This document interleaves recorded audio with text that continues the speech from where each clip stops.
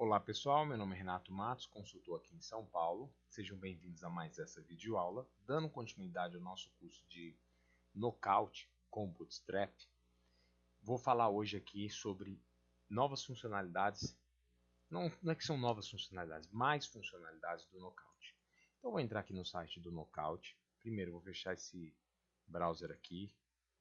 Eu estou no Windows 10, já falei para vocês, no Chrome, no Windows 10 dá muito pau. Com certeza ele foi sabotado, cara. Com certeza. Então eu vou abrir aqui o Google Chrome.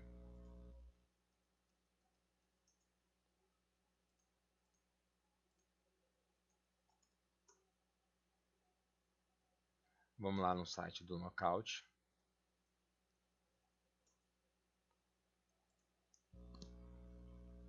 Na aula passada a gente entrou na parte do tutorial.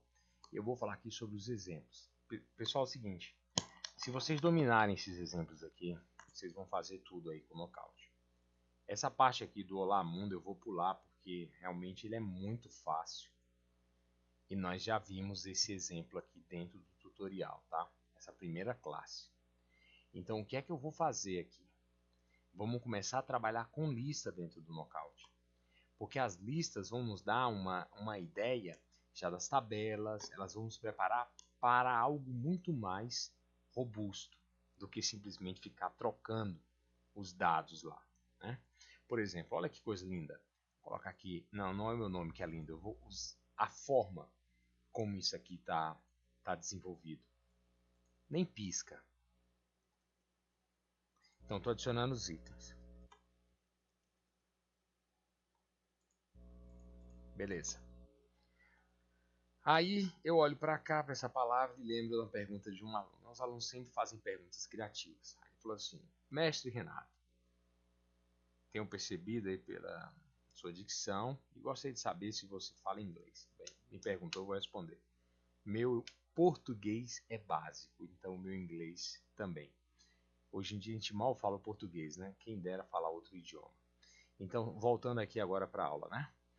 Essa parte aqui da lista, eu tenho um componente select, com a opção múltipla que é habilitada. Vamos dar uma olhada nesse componente.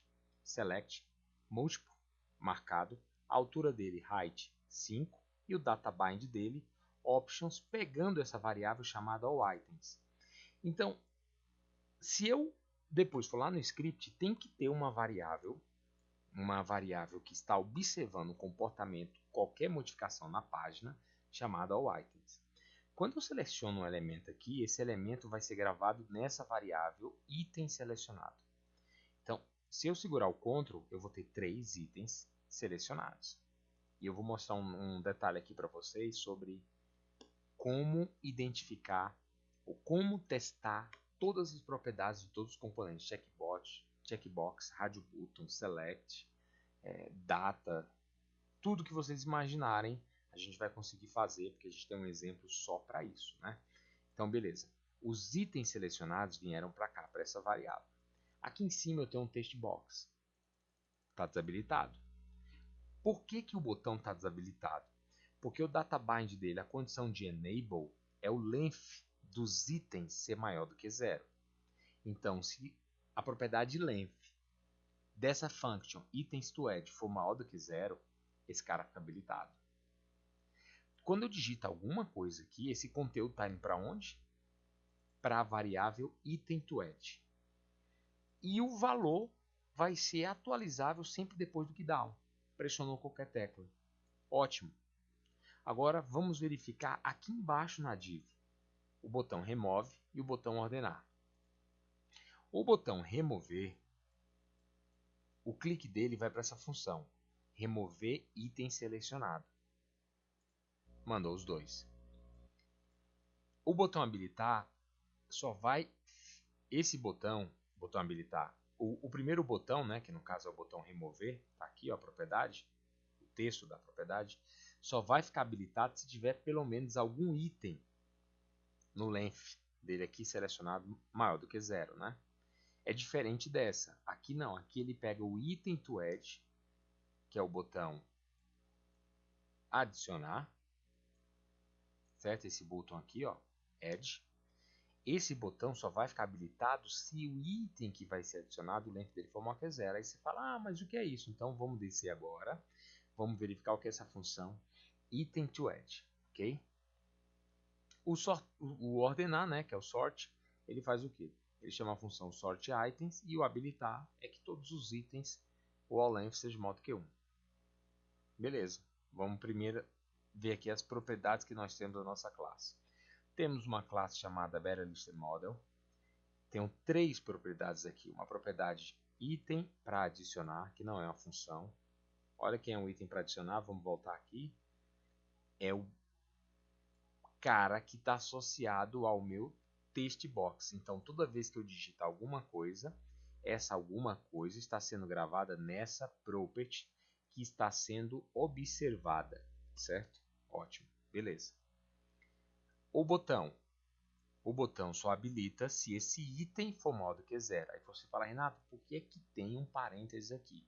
Porque é o seguinte, quando você quer pegar o conteúdo dessa variável, você coloca a variável entre parênteses. Aí você acessa as propriedades dela. Se eu colocar assim, eu estou pegando uma referência para esse objeto. Então é diferente. No caso, eu quero o conteúdo com algum caractere. Entendeu? É como se eu desse um length lá numa string. É isso aqui que ele está fazendo. Eu tenho os itens. Quais são os itens? Batata frita, ovo, presunto, queijo. Então eu tenho esses itens aqui que são os valores iniciais da minha lista. Ó, vou dar um refresh aqui na tela, dei um F5. Tá aqui os elementos, são exatamente os elementos que estão aqui, ó, dentro dessa variável. Os itens selecionados, eles começam com o presunto. Olha só, bateu nele aqui, ó, presunto. Então o item selecionado, ele é um array também, só que não é um array comum, é um observable array. E ele já está com um desses elementos aqui dentro. Qualquer elemento que eu jogar aqui nessa lista, se a gente jogar fries, ham, os dois vão ficar marcados aqui, ok? Quando eu mando adicionar um item, que é o clique nesse botão, add, ele chama aqui função aqui, item to add, submit, tá aqui. É um formulário. Então, quando eu clico lá, ele está enviando o método, está chamando o método addItem. Está aqui ele, ó. Então, o método addItem é uma function. Aí ele verifica se o item to add for diferente de vazio. E se na minha lista, que é esse cara aqui, ó, o index of desse item que eu estou adicionando for menor do que 0. Por quê? Porque o primeiro elemento é 0, o segundo é 1, o terceiro é 2, etc. Então, se essas condições forem verdadeiras, você fala, Renato, mas eu já estou deixando aqui o enable paranoia. Isso se chama paranoia. Então, o programador aqui ele falou assim, eu quero garantir que essa função, se ela for chamada, eu vou testar a variável. Beleza, o seguro morreu de velho. É uma segurança a mais. Se isso acontecer, eu vou dar um push. O que é um push? É como se estivesse dando um add dentro desse array. All items. Tá aqui ele. Então, eu criei quem? Exatamente o conteúdo do text box. Eu não preciso colocar como del textbox.test. Eu coloco exatamente a variável, que é o item to add, que está casada com a propriedade value desse text box. Então, o que é que ele adiciona? O conteúdo desse cara. Aí, ele joga mais um elemento. Não, joga mais um elemento. Ó. Ele limpa essa variável. Como eu havia dito, se a gente pegar a variável e jogar aqui, eu tenho uma referência para ela. Se eu fizer assim, eu tenho um conteúdo dela. E se eu fizer isso aqui, eu seto alguma coisa na variável. E se eu fizer assim, eu limpo a variável. Renato, você está me dizendo então que se eu colocasse aqui, escrito Renato, quando esse formulário fosse carregado aqui aparecer Renato, isso, iria aparecer Renato aqui dentro. Quando eu removo um item, olha a mágica. Eu vou pegar, remover todos os elementos da variável item selecionado. Simplesmente isso, cara. Ele vai lá e remove e já dá um refresh aqui dentro desse cara. Porque a minha propriedade aqui, ó, na minha lista, se vocês observarem, o selected options é essa variável, selected items. Só isso, HTML puro. Então ele foi lá, ó, pegou os caras. E o que é isso daqui quando você remove? Ele fala que os itens selecionados são ninguém. Ele setou vazio. limpou a seleção. Você não me falou que para limpar a seleção a gente coloca o elemento, coloca aspa? Sim, se fosse uma variável string. Como é uma variável array, então eu coloco assim, um array vazio, não tem nada dentro dela, ok?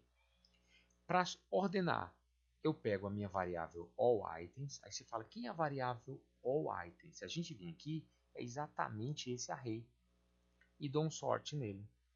Crio uma instância desse carinha aqui, BetterListModel, estou fazendo new, aplicando no QO e dando um apply binds. Com isso, o meu exemplo está formado.